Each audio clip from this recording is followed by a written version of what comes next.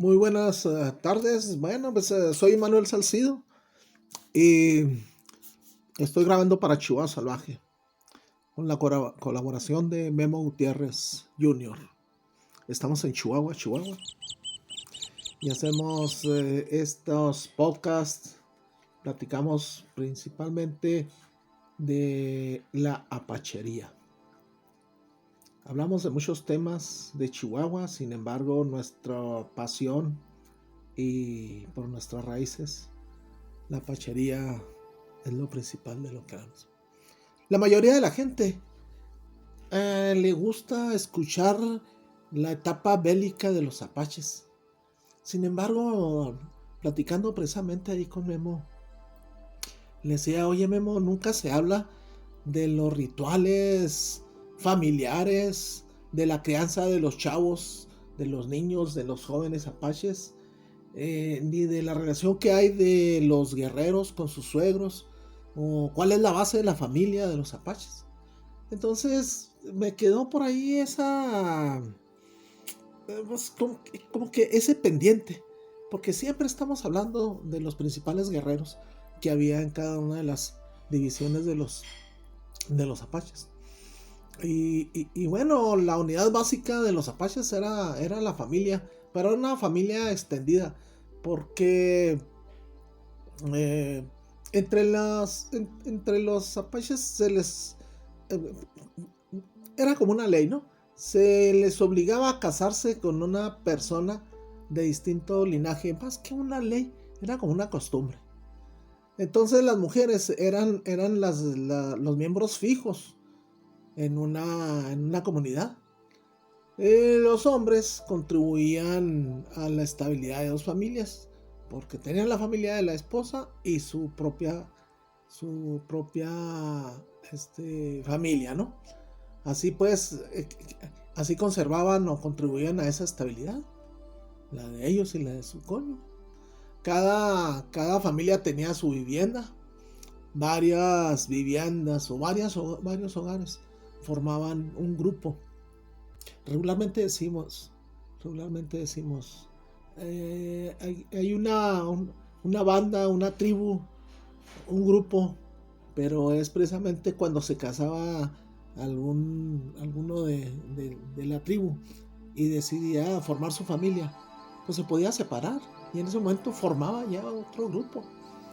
Así fueron creciendo y se fueron engrandeciendo esas grandes divisiones entre los apaches.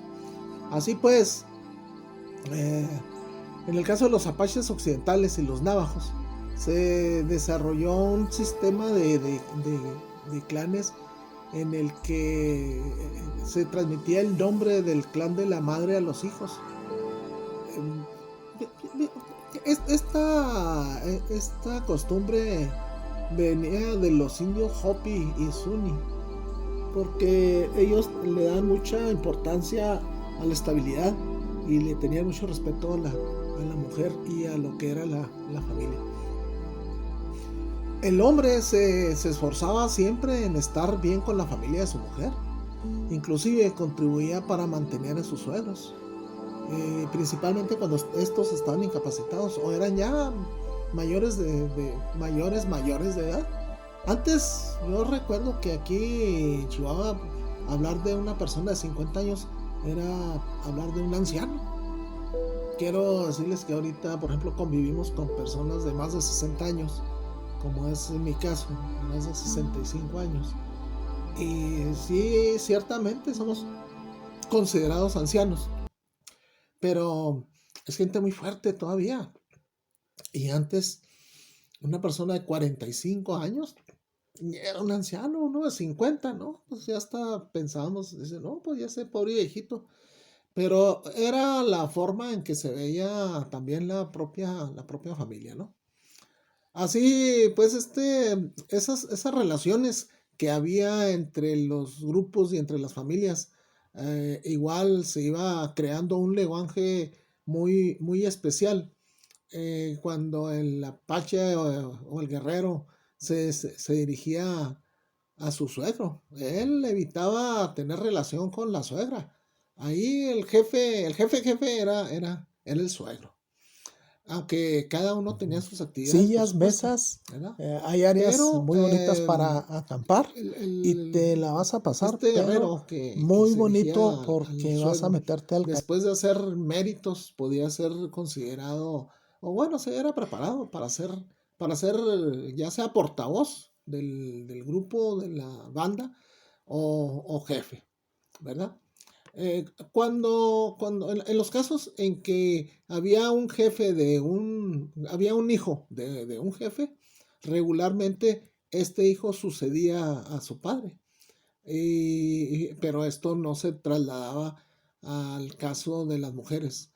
Cuando la hija de un jefe se casaba, mm, primero no podía ser jefe ella, ni casada ni soltera, pero todo prácticamente se quedaba a cargo del papá, en este caso del jefe. A la mujer no se le transmitía ese poder de llegar a ser un jefe. Inclusive voy a citar el caso de Lozen con Victorio. Lozen era una gran guerrera y acompañaba a Victorio y era su consejera.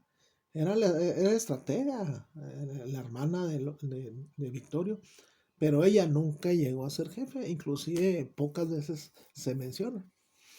Eh, ¿Por qué la traigo al tema? Porque Lawson extendía sus brazos, se concentraba y extendía sus brazos y ella tenía ciertas visiones y cierta habilidad.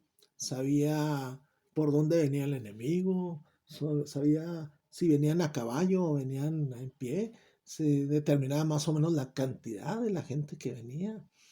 Entonces ella era el brazo derecho de Victorio. Inclusive en Tres Castillos, cuando va Victorio a Tres Castillos y Lawson se tiene que volver a regresar unas mujeres con sus hijos a la reservación de Mezcalero. Ella, dejando a esta familia en Mezcalero, viene pues a todo galope y no llega pues a, a Tres Castillos, o bueno, más que a Tres Castillos, no llega o no alcanza a Victorio, pero ella decía que veía mucho peligro, veía sangre, veía fuego, y ella lo que quería era acompañar a Victorio. Quién sabe si al estar ya juntos reunidos otras cosas hubieran sucedido. Sin embargo, era importante mencionar este, este tema, ¿no? Así voy a citar también otro ejemplo. Entre el periodo de 1855 a 1874, los Chiricahuas centrales, a ellos se les designó como la banda de Cochís, porque era en la época, el tiempo de la influencia o del liderazgo de Cochís. Otras bandas eran conocidas como la de Victorio, como la de Jerónimo, la de Naiché, la de Who. Aquí quiero citar en Chihuahua, en donde tuvo mucho impacto la de Cojinillín, la de Coleto Amarillo, la de Manto Negro.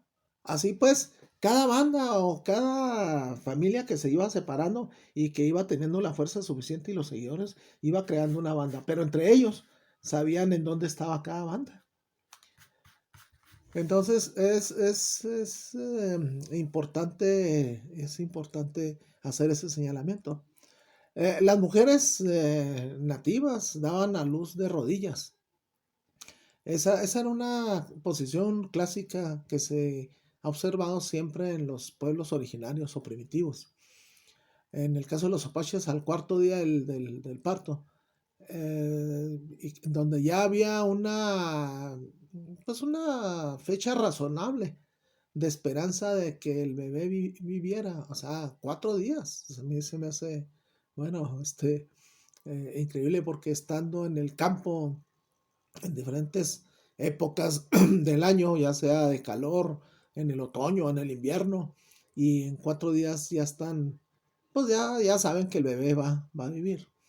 A este se le colocaba ya en una cuna, que previamente un chamán hacía un ritual apropiado para darle poderes. Eh, Siempre el chamán lo presentaba al bebé a los 4 puntos cardinales. Presentaba para darle poder y lo presentaba al norte, al sur, al este y al oeste. Siempre se empieza por el este, a donde sale el... Siempre se empieza por el este y luego el sur, el oeste y el norte. La cuna la construían de roble, eh, principalmente de tres maderas. De roble, de fresno o de nogal, lo que estuviera más a la mano. Ay, discúlpenme.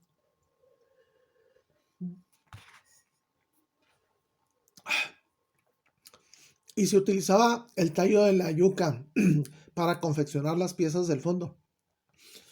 No sé si vean o han visto por ahí en algunas de las fotografías, o si lo han visto en alguno de los museos de los apaches, las canastillas o las canastas en las que las mujeres colgaban a los niños de las ramas fuertes de árbol mientras ellas hacían alguna labor. Bueno, por eso es que se utilizaba ese tipo de madera, ¿no? De roble, de fresno, de nogal, que es muy dura. Y el fondo lo confeccionaban con yuca, con el tallo de la yuca y también con la piel de ciervo. ¿Por qué? Bueno, porque la piel de ciervo es muy blandita y la preparaban de tal forma que con eso formaban el armazón. Mientras, bueno, pues el chamán cuando presentaba al bebé, rezaba para que el bebé tuviera larga vida, fructífera, fuera sano, y así de los primeros 6 meses de medio año a 10 años, a 10 meses, esta cuna la transportaba la mamá en la espalda. O ponía la conita en el suelo o la recargaba contra un árbol o la colgaba. Ahora ustedes dirán, bueno, ¿y qué usaban de pañales? ¿Usaban pañales o no? ¿O se hacían así nada más? No, no, no, no, no. Los pañales eran de corteza de cedro machacada, en donde varias veces se tenían que ser cambiados como un bebé en la actualidad. Pero pues ahora tenemos una gran modernidad, pero en ese tiempo era corteza, era corteza. Así también al bebé se le colgaban amuletos de turquesa o de polen, bolsitas de polen, cerquita, principalmente cerquita de su cabeza. Con eso se protegía al bebé de los espíritus malévolos. Igual, yo quiero hacer una comparación. Eh, cuando hay eclipse, cuando hay eclipse, es una costumbre que la mujer en la actualidad traiga un seguro, un seguro colgado de su ropa, que para evitar el mal de ojo, le ponen también un ojo le cuelgan al bebé un ojo de pescado, que para evitar el mal de ojo y para evitar que le vaya a suceder algo al bebé cuando hay eclipse de luna, principalmente, ¿no? Pero bueno, son todas esas costumbres, todas esas cosas se hicieron en base a las leyendas que haya, los aprendizajes que han seguido desde los primeros pueblos originarios y se siguen ahorita en la actualidad usando, ¿no? Ahora, los apaches disciplinaban y le inculcaban a los niños la obediencia a sus padres. Desde que nacía el bebé o el niño, su mamá o su abuela, principalmente materna, les perforaban los lóbulos de las orejas a los niños para que pudieran oír mejor y obedecer a sus padres. Entonces, durante su infancia se practicaban muchos rituales en donde, el niño pasaba las etapas como si fueran criados para ser héroes, para ser unos grandes guerreros. eh, o algunos, había unos cuentos de entre los apaches, que eran el hijo de las aguas o la mujer pintada de blanco. Entonces los apaches, bebés, eran todos criados o se les inculcaba eso. Así que a los 7 meses de edad del bebé se organizaba la ceremonia de los mocasines, en la que se le ponían sus primeros zapatitos de su vida a los 7 meses. O sea, cuando tenía su piecito ya formadito, armado, ¿verdad? Y también en el rito que se le llamaba Hijo de las Aguas, al realizar sus primeros pasos, el chamán entonaba una oración después de cada paso. O sea, cuando el bebé empezaba prácticamente a caminar, el chamán hacía una oración. Cuando el bebé hacía su primer paso, igual, cada paso decía o hablaba, hacía una oración, ¿verdad? Cuando esta ceremonia, eh, cuando se le llamaba al chamán y que hiciera las oraciones por el caminado del bebé, se terminaba con una comilonga. Lógicamente, en esta comilonga, pues, ¿quiénes participaban? Pues los familiares y los amigos. Poquitos amigos, pero los familiares ahí estaban, echándole porras a los papás y al bebé que empezó a caminar. Todo esto era motivos de alegría y de risas entre los apaches. Como les decía al principio de los comentarios, nomás sabemos la etapa bélica, pero no sabemos si los apaches se enamoraban. Y luego, ¿cómo es que nacían los bebés? Pues igual tenían el contacto físico con sus mujeres y criaban a los niños y tenían el respeto para los suegros y para la mujer. Entonces estaban organizados, pero también estas fiestas que se organizaban eran para disfrutar de la vida en familia. Es algo que no regularmente no lo mencionamos. Entonces, hay otro dato. A los 7 años que cumple el niño, se le cortaba el cabello y se le dejaban 1 o 2 mechones.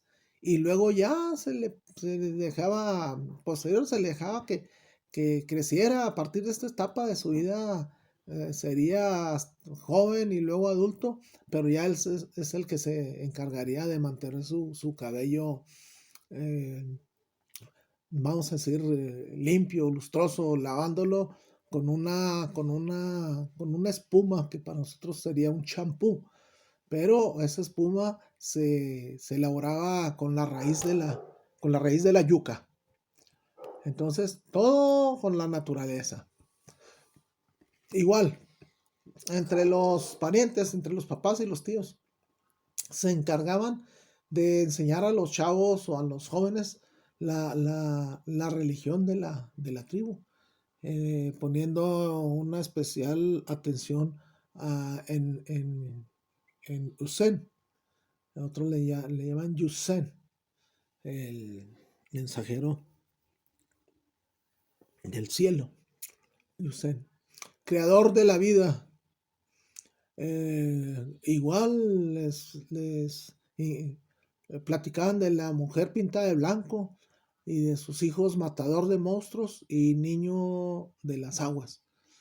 Eh, eh, Así, bueno, también les hablan de los espíritus de las montañas. Que eran quienes protegían a los apaches. Regularmente, o lo que lo que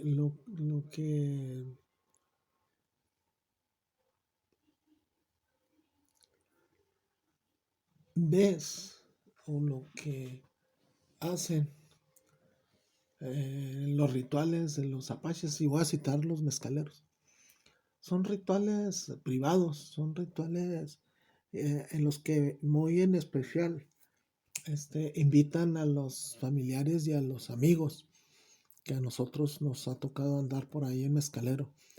Es el ritual de la pubertad. En ese ritual no te permiten tomar fotografías ni video, únicamente a los familiares de la joven que participa en el ritual. Así, asimismo, estos rituales de la enseñanza a los chavos, a los niños, a los jóvenes, pues eso lo hacen en su privacidad. En aquellos tiempos, hablar del siglo XVII, hablar del siglo XVIII, hablar del siglo XIX, no cambiaba, era igual. Vamos a hablar de la etapa bélica o de las guerras apaches de 1830 a 1880, que fue la etapa más difícil o más complicada o de mayor encuentros bélicos contra estadounidenses, españoles y después contra los mexicanos. Pues, ¿cómo sucedía todo esto? Bueno, pues porque hay que recordar que había indios de paz e indios de guerra.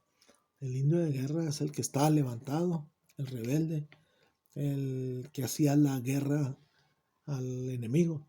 Y en el caso del indio de paz, era el que estaba asentado en sus comunidades o en las afueras de los presidios o de las colonias o en donde había ya población que estaba creciendo. Se tiene que hacer esta diferenciación porque, vuelvo al tema, siempre estamos pensando que los apaches siempre estaban en guerra. No, no, no, no, no, no. No, claro que no. Tenían sus etapas y sus épocas de calma y de tranquilidad. O, por ejemplo, venían a Sonora o a Chihuahua, los que venían de Arizona, en este caso allá desde las montañas Chiricahuas, y venían, asaltaban eh, alguna comunidad o se robaban 500 vacas o 1000 caballos y ahí los llevaban. Entonces, cada 2 o 3 años hacían sus incursiones, no era una constante. Y ahí en el camino iban malbaratando, porque también en el camino, vamos a hablar de Dulce en Colorado, están lejísimos, estamos hablando de, no sé si, mm, este, 1000 kilómetros.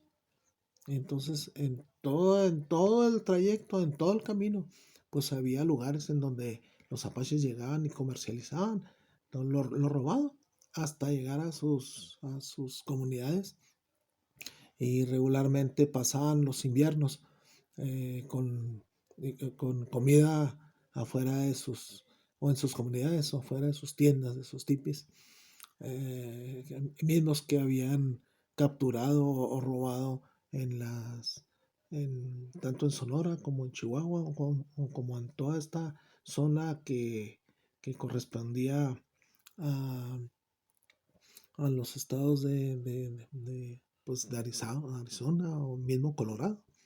Entonces, habría que establecer las fechas correctas, exactas, pero en términos generales, así es como se maneja.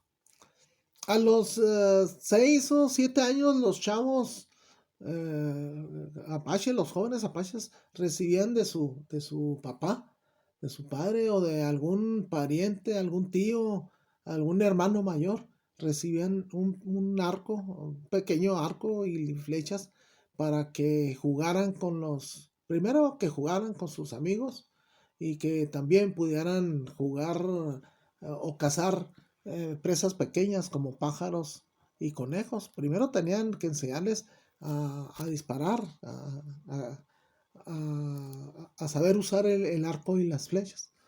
Y los juegos que hacían los jóvenes, los pequeños, eran concursos de tiro de arco. Ahí aprendían y ahí también otros ponían a prueba la resistencia de los jóvenes.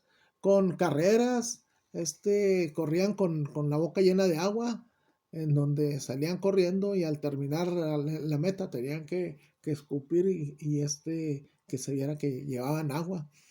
Y luego otros se lanzaban piedras y el contrincante pues igual se lanzaban piedras y tenían que esquivarlas.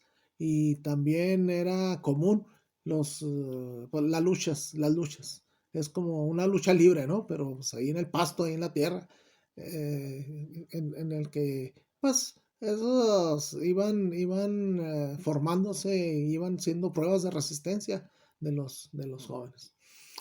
Y aunque los guerreros apaches eran capaces de recorrer entre 70 y 100 kilómetros en un día, de todos modos, desde muy jóvenes, los enseñaban a montar a caballo. Pero el hecho de montar a caballo no perdían la destreza o la habilidad de correr o de caminar todo ese, esos kilómetros, ¿eh? Que era una barbaridad en un día caminar 70 kilómetros como mínimo, pues es, era algo, podríamos decir ahorita, increíble. Igual a la edad de 14 años los jóvenes apaches comenzaban su entrenamiento de decoy, es decir, el noviciado del guerrero. Estos jóvenes no podían, tenían que participar 4 veces en incursiones contra el enemigo, pero estos eran nada más como ayudantes de los guerreros. Los decoy observaban los hábitos rituales, como llevar una gorra, como si fuera una ceremonia, para protegerlo contra los espíritus malignos. ¿De qué eran las gorras? Quiero recordar que ahí en Mezcalero me regalaron una gorra de piel de ciervo, adornado con unas plumas de águila. Me lo hicieron ahí en mi presencia. Jay-Z, el hijo de Freddy Chino, que en paz descanse, que era vicepresidente de la tribu mezcalero Apache. Y la conservo con mucho respeto y mucho cariño. Jay-Z, que se dedica, pues es güeyero y es cazador. Él trabaja ahí precisamente en la reservación como guía de turistas, pero los guía también para cazar este eh, venado, oso, elks, este ganso salvaje, pavo, pavo silvestre. Entonces, pues un detallazo que, así como les digo, lo conservo con mucho respeto. También les enseñaban a los jóvenes, era como un entrenamiento, algún tipo de palabras, un vocabulario especial para utilizarlo contra el enemigo, no solo un vocabulario, sino también gritos o señales especiales que se identificaran entre ellos sin que, si los escuchaban los enemigos, que no supieran de qué se trataba. Eh, los jóvenes en entrenamiento no podían participar en un combate, solo que fuera o sea, una situación extrema o peligrosa, en que fueran, por ejemplo, están cuidando los caballos y llega un enemigo, pues ahí sí tienen que defenderse. O sea, así en casos extremos, ¿verdad? Entonces, aparte de cuidar los caballos, los ponían a recoger leña, a preparar la comida, pero todo eso era con la intención de que los jóvenes, eh, además de que tuvieran las bases para la supervivencia, en un medio pues difícil y peligroso. El área de influencia de los apaches es el desierto, la pradera y el desierto. Entonces, aunque las parecieran las actividades más serviles o más de menor rango, por decirlo de alguna manera, pues eran mm, actividades que tenían que aprender, porque era parte de su formación. Esta enseñanza a la que estaban sujetos también se podía complementar o terminar con, pues, con el que adquirieran algún poder sobrenatural. Como el caso de Lawson que mencioné ahorita, que levantaba sus brazos y y ponía su oreja en el piso y detectaba cuántas o por dónde venían los enemigos, como en el caso de Jerónimo, que, tenía visiones y que en su dirección como líder les decía lo que veía y el futuro, lo que seguía. Así pues, algunos podían obtener algún poder sobrenatural. El, esto es algo diferente, como lo hacían algunas otras tribus. O sea, el Apache no iba en busca de una visión. Simplemente si aparecía un sueño o se identificaban o sucedía algo que veían algún animal mientras andaban en el monte, así surgían los nombres de los apaches, porque se, se podían identificar con ellos. También los incluían en las oraciones o rituales para curar a los enfermos o protegerse de la guerra. Entonces, a los jóvenes, a todos los entrenaban para que fueran jefes. Entonces, debían de saber orar, debían de saber los rituales, debían de saber protegerse en la guerra, en los encuentros, en los ataques. Y bueno, pues con esto voy a terminar. En la siguiente vamos a platicar más de las mujeres del rito de la pubertad, que está muy interesante, que que poco, lo vemos, pero no sabemos interpretarlo, no sabemos de qué se nomás vemos el evento, pero no sabemos todo su significado. Entonces, seguimos pendientes y me despido. Espero que nos sigan en Chihuahua Salvaje. Soy Manuel Salcido y colaboró Guillermo Gutiérrez Jr. para Chihuahua Salvaje.